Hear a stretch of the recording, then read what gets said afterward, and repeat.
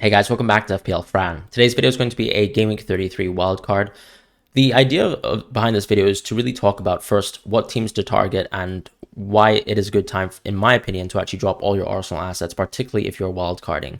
The video drops will also feature teams that are specifically built for people who don't have a free hit left. If you do have a free hit, try to look at the fixtures now as presented. These were fixtures at least presented by Ben Krellin and his beautiful spreadsheets, which you can find on Twitter. He works and collaborates with Fantasy Football Hub for that. As far as the fixtures, though, as I said, 34 and 37 are both interesting gamings to actually go for a free hit. And I would, of course, suggest going for a 34 free hit because in my opinion there's a little bit more value there to tap into as opposed to 37, where I think everyone's team are most likely going to be homogenous, and we have a lot of weeks left to actually plan for what could be a good 37 team. And ultimately, with all the doublers in place, you probably will have enough transfers by then to actually set up a very, very good team. Whereas with 34, you don't have that sort of immediacy in terms of being able to transfer players. So therefore, 34 becomes a perfect opportunity to free hit if you still are planning to use both wildcard and free hit as your chips left. Triple captain, of course, you'll save that for 37. But this video, of course, as I said, will not consider the use of a free hit. It will just be a wildcard video for people who are playing 33 to 38. Now, starting with 33, the reason why you don't really want your Arsenal assets is because there's no reason to keep them for the City game. I do expect this to be a very, very tough game for City, but still, it's City at home. They have been close to indomitable as of late at home, and this is a Arsenal team that have been struggling defensively as of late. The underlying numbers for defense have been a bit poor. We've also seen generally just mistakes, and I think that's something that's hard to look over when you are looking at these Arsenal games and watching them for 90 minutes. Arsenal have been an incredible team all season long.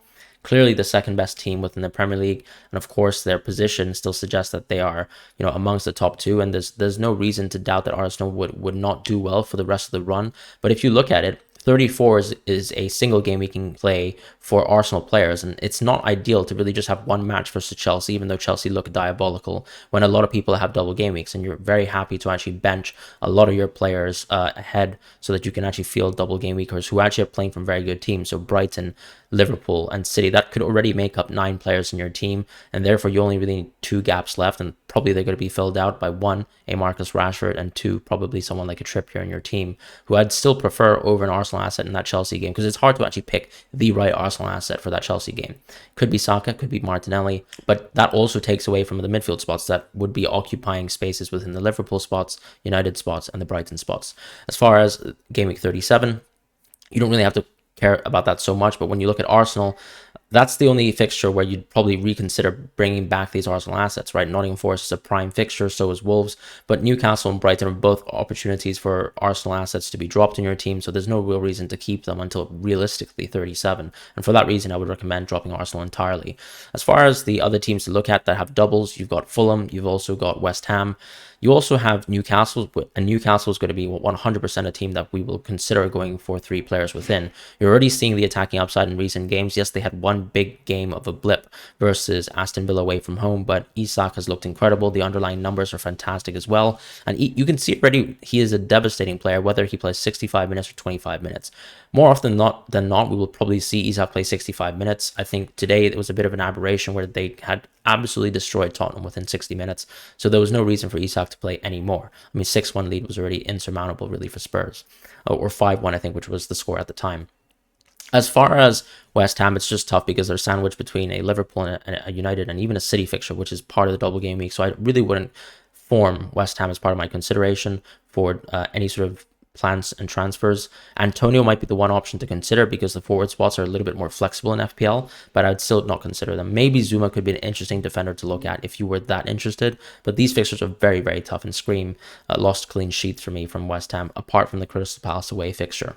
And that's going to be my take on the fixtures this week. If we look at a little bit more of a recency bias draft, we could see a structure that includes Jota in our team. And I know a lot of people will be interested in this because Jota might seem like the best Liverpool third asset compared to a Robertson, right? I think Robertson is a bit safer, and I'll also explain why I prefer a Robertson draft, but I think Jota might be the draft to look into if you feel like you don't really want to cover Robertson, you're very, very scared of this Liverpool team who have shown a lot of defensive frailties, and you might prefer in going for someone like Shaw, who you can back in games where he's going to be nailed in left center back or left back at times, and still this United team have shown to be very, very capable at home, and even being able to get a clean sheet versus the Brighton team in the FA Cup, even though there were plenty of chances for both teams.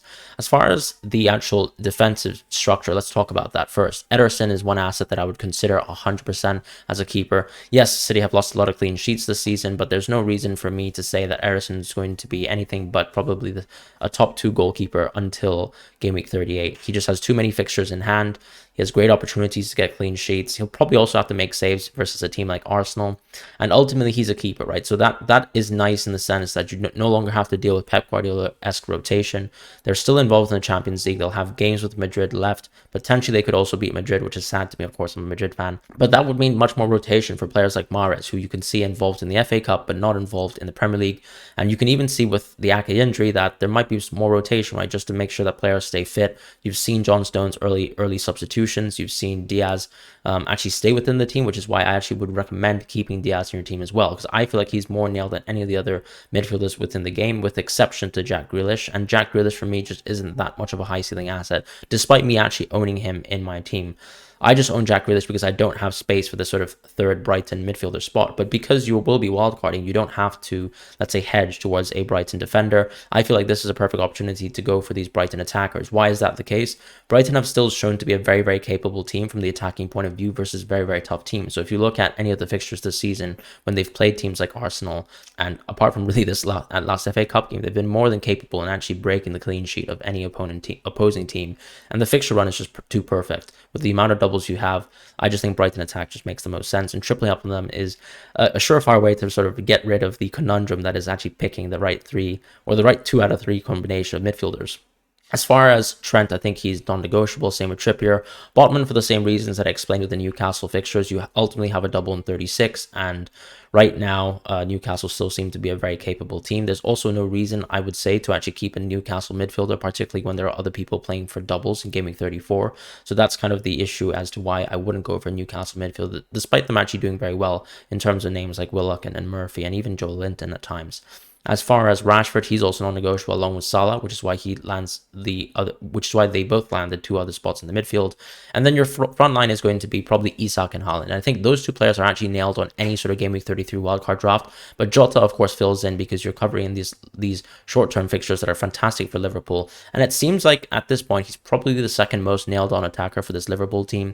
A lot of talk has been made about pressing and how that's necessary within a Jurgen Klopp system, and Jota has the advanced stats to actually suggest that he is one of the best pressers within the league. So from an attacking point of view, I think that Jota, of course, has probably killed it lately, more so than I would really expect with 2 braces back to back. But Jota is definitely an option that I would highly consider within a draft. And if I was actually to keep Jota in my team, I'd probably actually still bench him in Game Week 33. The reason being because Isak for me is still a preferential option towards Jota.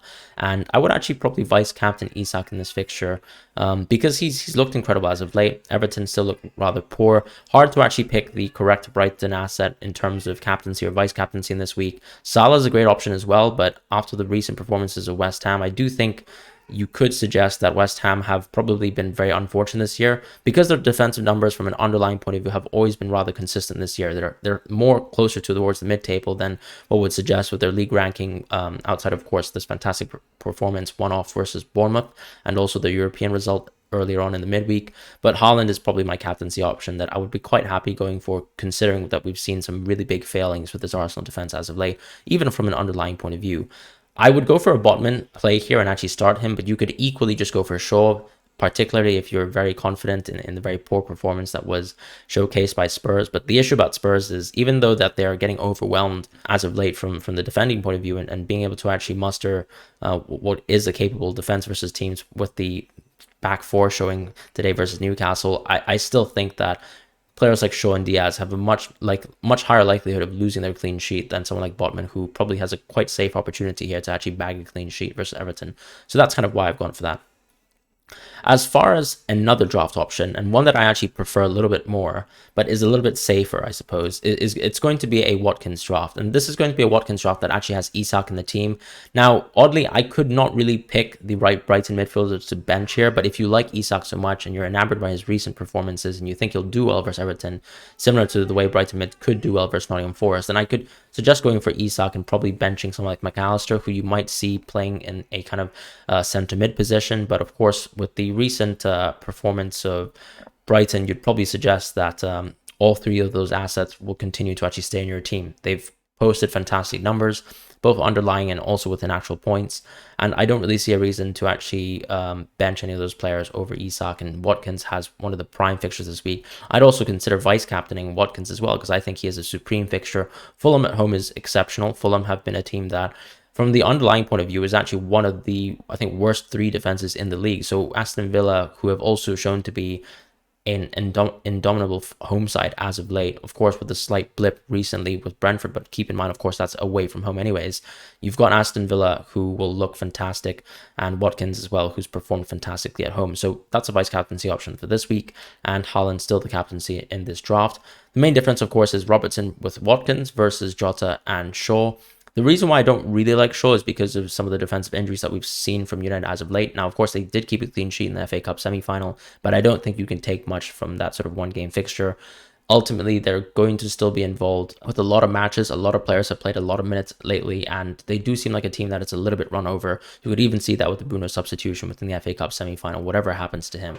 And so those are going to be my two wildcard drafts. I personally prefer this one. I think it's a bit safer. I do also think that there is a justification to maybe drop someone like McAllister if you think he'll play another centre mid position again, which will allow for Isak to play in your team and therefore go for a 3-4-3. But that's going to be the Game Week 33 wildcard video for this week. And I hope you guys have a wonderful week ahead.